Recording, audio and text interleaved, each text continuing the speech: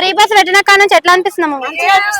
దేవతలు అన్ని తిరిగి వస్తున్నాం. ఇప్పుడు అట్లా తిరగడం వల్లనే బస్సు తీసేయాలని చాలా మంది అంటారు, మరి మీరేమంటారు? అది అంటే కేసీఆర్ కి రేవంత్ రెడ్డికి తేడా అంటే ఏం చెప్తారు మీరు? ఫ్రీ బస్ పెట్టిన కాడ నుంచి ఎట్లా అనిపిస్తున్నాము? దేవతలు అన్ని తిరిగి వస్తున్నాం. అన్ని యాత్రలు తిరిగి వస్తారు. ఇప్పుడు అట్లా తిరగడం వల్లనే బస్సు తీసేయాలని చాలా మంది అంటారు, మరి మీరేమంటారు? అది తీసేయాలంటే మరి ఆయనకు తెలియాలి, మనకేం తెలుస్తుంది? ప్రభుత్వం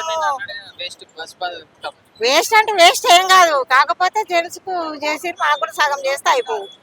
అట్ల వల్ల జనం ఏమైతుందంటే కొట్టుకున్న ఊక పంచాయతీ చేసుకుంటారు దాంట్లో. అంటే ఇప్పుడు ఫ్రీ బస్సు పెట్టడం మంచిది అంటారా, తీసేయడం మంచిది అంటారా? పెట్టినప్పుడు కొంచెం వరకు సాగించాలి కదా, అది పూర్తి లేదు కదా.